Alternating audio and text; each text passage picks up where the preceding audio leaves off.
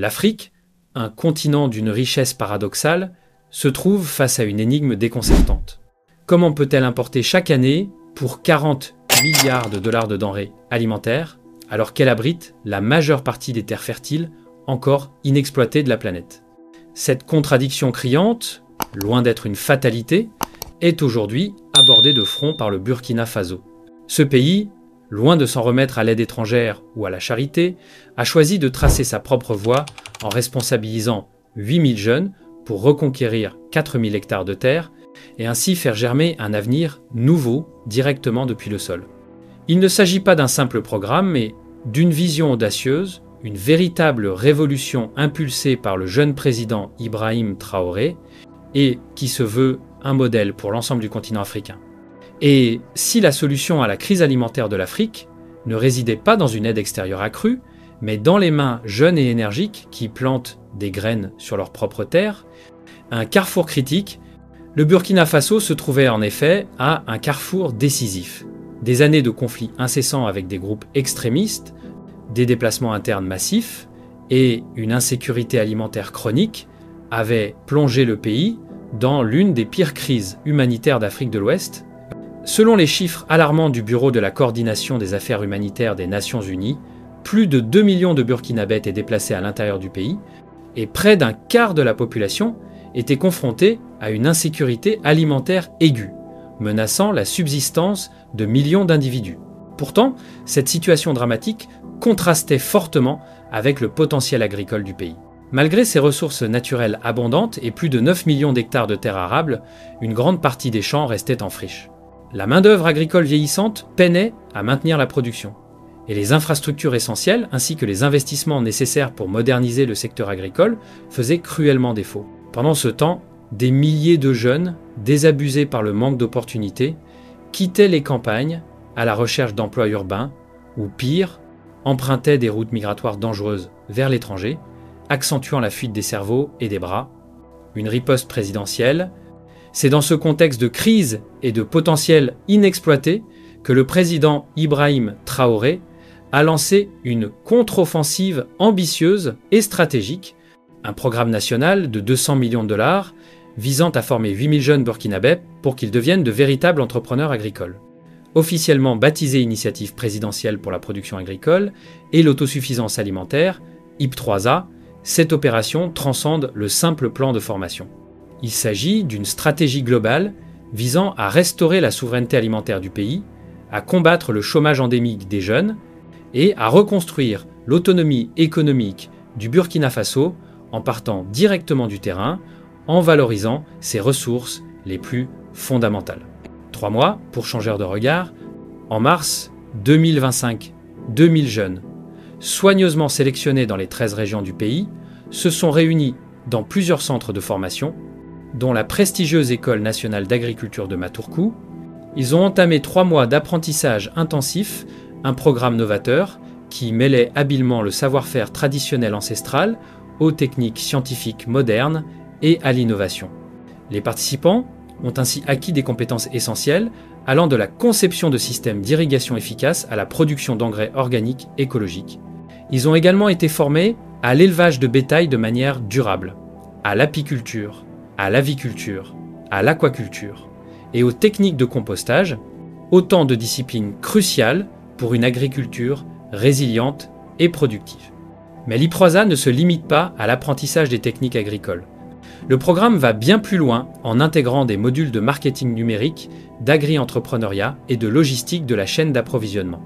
Ces outils sont destinés à transformer la perception de l'agriculture, non plus comme un simple moyen de survie, mais comme une entreprise rentable et à grande échelle. À cela s'ajoutent des modules de leadership et de gestion coopérative, préparant ces jeunes à mobiliser d'autres acteurs et à diriger des efforts collectifs dans leur communauté. Comme l'a si bien souligné le président Traoré lors du lancement d'initiatives, il ne s'agit pas seulement de planter des cultures, il s'agit de planter les graines d'un renouveau national. Cette déclaration résume l'ambition profonde de l'IP3A, un renouveau économique, social et identitaire ancré dans la terre. Des parcelles qui comptent. À l'issue de cette formation intensive, chaque participant retourne dans sa région d'origine pour exploiter une parcelle d'environ 12. 5 hectares. Ces terres ne sont pas symboliques ou dérisoires. Ce sont de véritables exploitations agricoles, soutenues directement par l'État et destinées à augmenter de manière significative la production nationale. Les jeunes reçoivent un kit de démarrage complet, comprenant des semences de qualité, des engrais organiques, des outils adaptés, ainsi qu'un accès à de petites machines agricoles. Ils bénéficient également d'un accompagnement technique continu et d'un mentorat local assurant un suivi personnalisé et une assistance sur le terrain. Des objectifs de productivité précis leur sont assignés, transformant chaque agripreneur en un véritable chef d'entreprise responsable de résultats mesurables. Leur mission est claire, stimuler l'économie locale en produisant des denrées de qualité, embaucher de la main-d'œuvre locale pour dynamiser l'emploi, approvisionner les marchés régionaux et nationaux, et ainsi réduire la dépendance du pays aux importations alimentaires. Cette approche entrepreneuriale confère aux jeunes non seulement des compétences techniques, mais aussi une vision stratégique et une responsabilité économique. L'effet coopératif, un aspect crucial de LIP3A, réside dans l'encouragement à la coopération. Plusieurs stagiaires se regroupent déjà en coopérative, une démarche essentielle pour mutualiser les ressources, acquérir des machines plus performantes, bâtir des entrepôts collectifs pour le stockage des récoltes et négocier de meilleurs prix pour leurs produits sur le marché. En travaillant ensemble dès la base, ils aspirent à transformer l'image de l'agriculture, la faisant passer du statut de dernier recours à celui de profession respectée et lucrative pour une nouvelle génération. Cette synergie renforce non seulement leur pouvoir économique, mais aussi leur impact social et leur capacité à innover collectivement. Un modèle pour l'Afrique, l'initiative burkinabé pourrait bien devenir une feuille de route cruciale et inspirante pour l'ensemble du continent africain.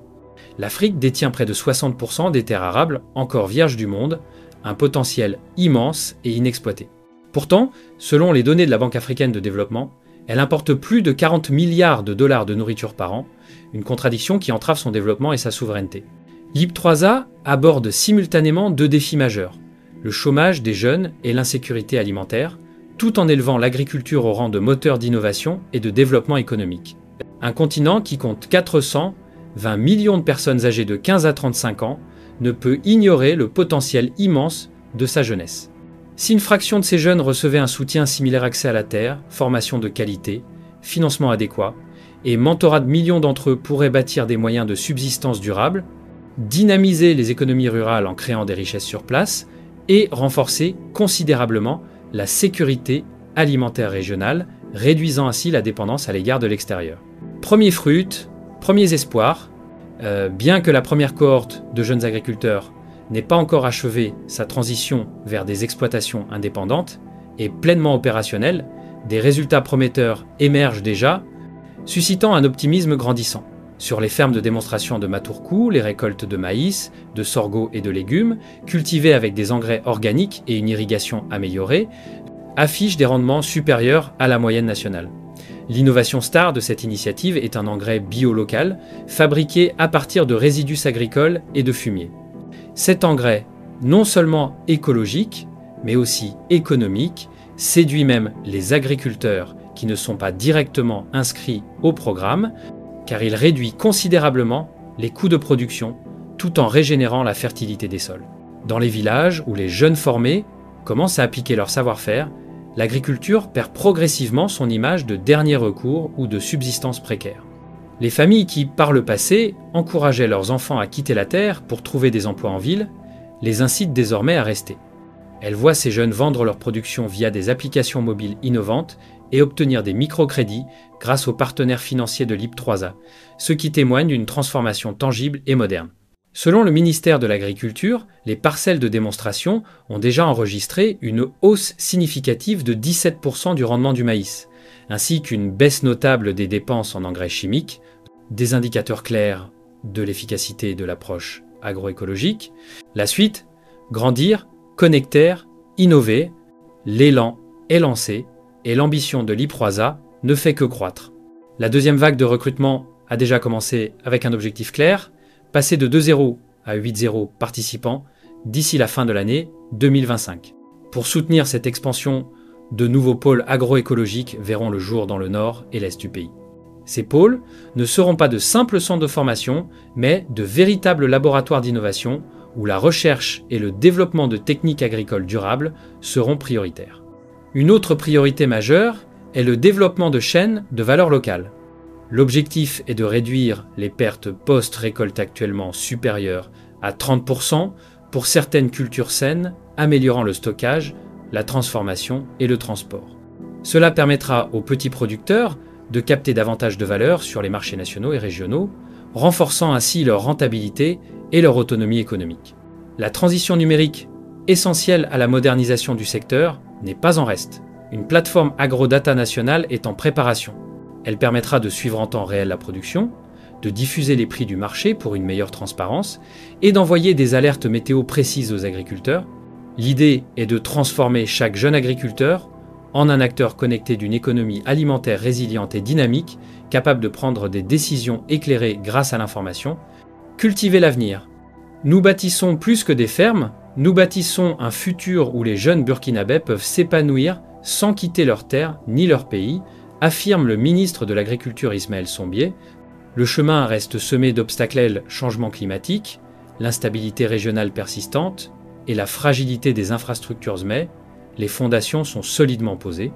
Avec des investissements constants, le soutien indéfectible des communautés locales et la solidarité internationale, le Burkina Faso pourrait bien redéfinir la réussite agricole en Afrique. Une réussite qui n'est pas importée de l'extérieur, mais cultivée chez soi, par ses propres forces vives. Si vous soutenez cette initiative inspirante qui se déroule au Burkina Faso, nous vous encourageons à partager cette vidéo. Laissez-nous un commentaire pour encourager ces jeunes agriculteurs, véritables pionniers de leur avenir, et abonnez-vous pour découvrir davantage de contenus inspirants et suivre les progrès de cette révolution silencieuse. Souvenez-vous, l'Afrique n'a pas besoin d'être sauvée, elle a besoin d'être vue, de voir son potentiel reconnu et mis en valeur. Et dans les champs fertiles du Burkina Faso, son avenir pousse déjà graine par graine, avec force et détermination,